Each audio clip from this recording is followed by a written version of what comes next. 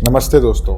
4 मई 2026 ये एक ऐसा दिन है जो हमेशा याद रखा जाएगा। इस दिन 5 स्टेट्स के इलेक्शन के रिजल्ट आए हैं: वेस्ट बंगाल, तमिलनाडु, केरला, आसाम और पुडुचेरी। और इन रिजल्ट्स ने हमें वो सारे जवाब दे दिए वो पिछले हम कई सालों से पूछ रहे थे। क्या कल बीजेपी जीत सकती है? क्या कभी लेफ्ट की पार्टीज केरला में वापस आ सकती है? क्या एक फिल्म एक्टर पूरी पॉलिटिक्स को बदलने की ताकत रखता है? বাংলায় পরিবর্তন হয়ে গেছে।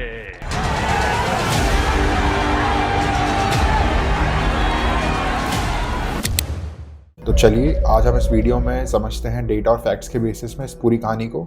तो शुरू करते हैं। सबसे पहले हम शुरू करते हैं वेस्ट बंगाल से, क्योंकि जो इसकी कहानी है वो सबसे बड़ी है। सबसे पहले हम समझते हैं टीएमसी क्यों हारी, इसके 4 बड़े रीजंस। ममता बनर्जी ने 2011 में बंगाल की 34 साल पुरानी कम्युनिस्ट गवर्नमेंट को हराया था। लोगों ने उन्हें दिल से एक्सेप्ट किया था। पहले वो 2011 में जीती, फिर 2016 में जीती, फिर 2021 में जीती। लेकिन 15 साल बाद जॉब की कमी, रिक्रूटमेंट स्कैम्स, करप्शन, इन सब के चलते ये सारी चीज़ें लोगों के सामने आने लगी थी। यंग स्टूडेंट जो सालों से गवर्नमेंट की एग्जाम दे रहे थे, उनको जॉब्स नहीं मिल रही थी और ये लोग धीरे धीरे टीएमसी से दूर हो रहे थे। जो दूसरा बड़ा रीज़न है वो आरजेकर मेडिकल कॉलेज। अगस्त 2024 में आरजेकर मेडिकल कॉलेज में 31 साल की फीमेल डॉक्टर का रेप और मर्डर हुआ था और उनका शव कॉलेज के ही एक सेमिनार रूम में मिला था। इस इंसिडेंट ने पूरे बंगाल के लोगों को हिला दिया था। लाखों लोग सड़कों पे रोज निकलते थे और तब ममता बनर्जी ने कुछ ऐसा कहा जो सब लोगों को चुप गया। And especially the girl child at night time, they should not be allowed to come out in the outside. मतलब आप सोचिए, हॉस्पिटल में एक लड़की का मर्डर हुआ है और एक सीएम बोल रही है कि इसमें गलती लड़कियों की है, उनको रात को बाहर नहीं जाना चाहिए। एक फीमेल चीफ मिनिस्टर का ये कहना, ये बात बंगाल की महिलाओं को दिल पे चुभी थी। सुप्रीम कोर्ट ने भी डांटा, your duties to provide security not dictate to women's working hours. अब तीसरा रीजन है रत्ना देवनाथ। रत्ना देवनाथ है अभया की माँ, आरजेकर मेडिकल कॉलेज की विक्टिम जिनका रेप और मर्डर हुआ था अगस्त 2024 में। वो बीजेपी कैंडिडेट थी पानीहाटी सीट से। पोलिंग डे पे उन्हें एलिजिडली बहुत डराया धमकाया गया, लेकिन वो वोट नहीं छोड़ी। रिजल्ट ये आया, 56,000 वोट्स की उन्होंने लीड ली और एक ऐसी सीट जो टीएमसी ने 2011 से कभी नहीं छोड़ी थी, उन्होंने वो जीत हासिल करी। ममता बनर्जी की लक्ष्मी भंडार स्कीम में महिलाओं को हर महीने 1500-1700 मिलते थे, लेकिन बीजेपी ने उससे बढ़ाकर 3,000 का प्रॉमिस किया। लेकिन बंगाल की महिलाओं ने डिसाइड कर लिया था पैसे से बड़ी चीज है सुरक्षा, और रत्ना देवनाथ उनका सिंबल बन गई। जो चौथा बड़ा रीजन था वो था बीजेपी की स्मार्ट काउंटर स्ट्रैटेजी। टीएमसी का नारा था खेला होवे, इसका मतलब खेल होगा।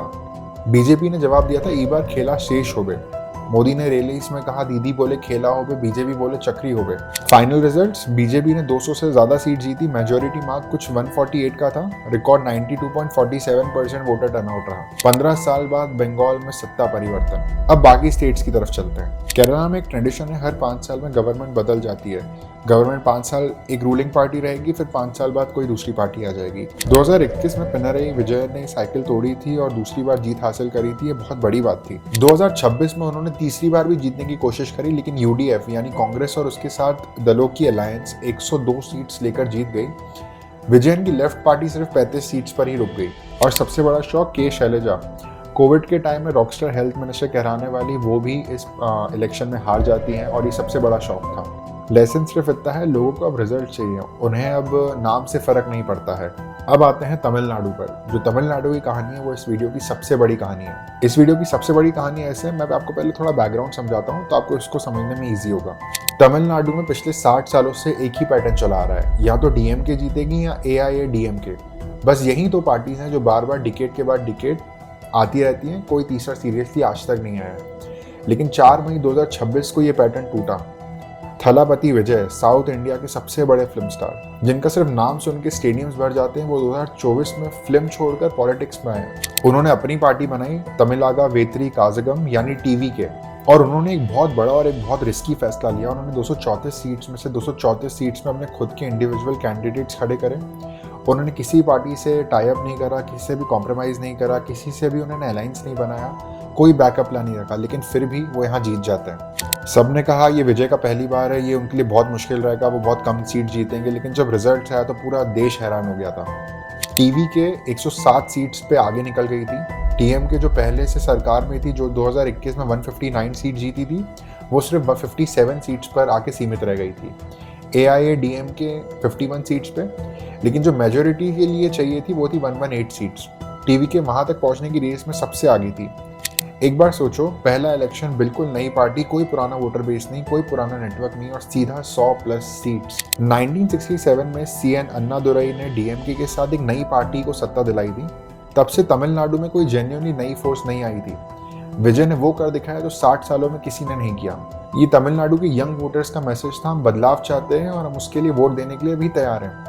आने वाले दिनों में तमिलनाडु के चीफ मिनिस्टर कौन होगा ये तो वक्त बताएगा, लेकिन एक बात तो तय हो गई है, थालापति विजय अब सिर्फ एक एक्टर नहीं रहे, वो तमिलनाडु की पॉलिटिक्स के सबसे बड़े नए नाम बन चुके हैं। अब आते हैं आसाम की तरफ। आसाम में बीजेपी ने तीसरी बार एक बड़ी जीत हासिल करी। ये बहुत ही ऐतिहासिक जीत है। हेमंत बिस्वा शर्मा की बीजेपी ने मेजोरिटी मार्क क्रॉस किया, उन्होंने 99 सीट्स पे जीत हासिल करी और जो उनकी अन्य पार्टीज थी वो सिर्फ 25 सीट्स पे आके सीमित रह गई थी। बीजेपी और उसके साथियों का वोट शेयर 50% से भी ज्यादा रहा इस इलेक्शन में। हेमंत बिस्वा शर्मा खुद अपनी जालुकबारी सीट से लगातार 6वीं बार जीते। 89,000 से ज्यादा वोट्स के फर्क से ये आदमी अपने इलाके में कितना पॉपुलर है, एक एग्जाम्पल से समझ लीजिए। आसाम में बीजेपी का नारा था ऑक्शोमोर सुरक्षा बीजेपी प्रतिज्ञा, यानी आसाम की सुरक्षा बीजेपी का वादा, विकास के साथ अपनी मिट्टी की पहचान। ये मैसेज लोगों को इतना पसंद आया कि उन्होंने 6वीं बार हेमंत बिस्वा शर्मा को अपना नेता चुना। अब आते हैं एक और इंटरेस्टिंग चीज पे। ओपोजिशन के सबसे बड़े नेता देवव्रत सैकिया अपनी ही सीट से 46,000 से ज्यादा वोट्स के फर्क से हार चुके हैं। मतलब बीजेपी ने सिर्फ जीत नहीं हासिल करी, उन्होंने अपोजिशन को इतना कमजोर कर दिया है कि अगली बार वो इलेक्शन लड़ने से पहले उनको बहुत मशक्कत करनी पड़ेगी उसको जीतने के लिए। अब आते हैं पुडुचेरी की तरफ। पुडुचेरी में भी एनडीए ने अपनी अलायंस पक्की रखी है और यहाँ की एक और खास बात है, जो वोटर टर्नआउट रहा यहाँ पे 89.83% रहा, यानी पुडुचेरी के इतिहास में इतने लोग कभी भी आज तक वोट देने नहीं निकले।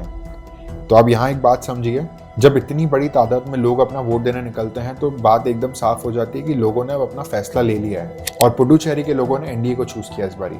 दोस्तों, इस पूरे इलेक्शन के रिजल्ट्स को मिला के अगर हम देखें तो एक पिक्चर सामने निकल के आती है। बीजेपी का जो मैप है वो बढ़ रहा है। बंगाल, आसाम, पुडुचेरी, ईस्ट और नॉर्थ ईस्ट इंडिया में भी अब पक्के ग्राउंड होने लग गए हैं बीजेपी के। केरला ने प्रूफ किया है कितने भी पॉपुलर हो, लोगों को रिजल्ट चाहिए, सिर्फ अच्छा नाम ही काम नहीं आता है।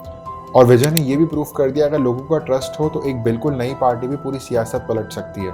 और 2029 की लोकसभा इलेक्शन का काउंटडाउन आज से शुरू हो गया है। ऑपोजिशन बिखरा हुआ है, बीजेपी बहुत मजबूत होते जा रहा है। ये 3 साल बहुत इंपॉर्टेंट होंगे और इसमें देखा जाएगा कि कौन पार्टी 2029 में जीत हासिल करती है। और लास्ट में रत्ना देवनाथ, एक माँ जिसने अपनी बेटी खोई, आज वो MLA है। बैलेट बॉक्स में उनकी आवाज़ को इतनी ताकत मिली। तो गाइज, मैं तो यही समझूंगा कि यही तो डेमोक्रेसी है। अगर वीडियो पसंद आई है तो इस वीडियो को लाइक करें, शेयर करें और इस चैनल को सब्सक्राइब करें, क्योंकि मैं ऐसे वीडियोस हमेशा आपके लिए लाते रहता हूँ। तो मिलते हैं अगले वीडियो में, तब तक के लिए जय हिंद, जय भारत।